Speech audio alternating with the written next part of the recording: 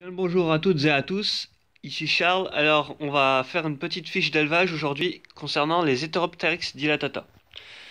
Alors, c'est une espèce qui vient de Malaisie, qui est vraiment impressionnante. Et donc, on va commencer par le premier stade, les œufs. Alors, ce sont des œufs qui vont mesurer environ entre 7 mm et 1 cm de long, en forme de petits tonneaux comme ça, avec des motifs. Je sais pas si vous le verrez bien, des petits motifs extraterrestres un peu, on sait pas trop. Ça ressemble un petit peu au Daimonji. Ça me fait un peu penser à ça, c'est bizarre. Ensuite, ces œufs vont mettre un certain temps à éclore. L'incubation est très longue chez cette espèce. Alors, faut savoir que chez moi, j'ai eu les premières naissances au bout de 11 mois. Alors, sinon, faut compter environ en moyenne 1 an et demi, et avec des records jusqu'à 2 ans d'incubation. Alors, voilà le petit incubateur, avec deux jeunes qui sont nés ce matin. Un petit mâle, on voit un peu à l'abdomen, et une petite femelle. On voit aussi l'oviscap ici de la petite femelle. Voilà. Voilà pour l'incubation. Et les tout jeunes comme ça vont mesurer environ 3 cm à la naissance. Donc c'est déjà pas mal. Déjà des belles petites bêtes à la naissance. Voilà. Ensuite, ces jeunes vont se développer. C'est une croissance plutôt longue. Et ici, on peut voir des spécimens un peu plus grands qui sont au stade L3. Donc il y a une femelle ici et un mâle. Là, ils vont mesurer environ 4 à 5 cm. Voilà. Alors pour arriver du stade L1 à L3, comme ça, il faut compter environ 3-4 mois. C'est une espèce vraiment très longue à se développer. Voilà. Ensuite, les jeunes vont continuer à se développer. Et et pour arriver au stade adulte, que voici, ils vont mettre environ pas loin d'un an. Environ 8-10 mois à partir de ce stade-là, pour arriver à ce stade-là. Alors il faut compter des, des L1 à l'adulte environ un an en moyenne. Voilà, alors ici on peut voir le mâle qui mesure environ 12 à 13 cm de long avec les antennes.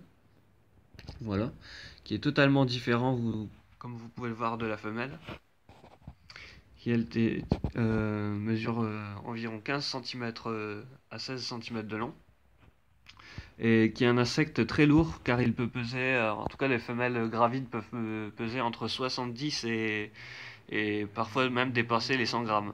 Voilà. C'est une espèce qui peut être agressive, comme vous pouvez le voir.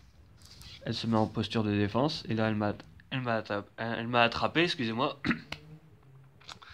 Non, voilà, donc c'est les femelles comme ça ont tendance à se défendre quand on les embête un peu.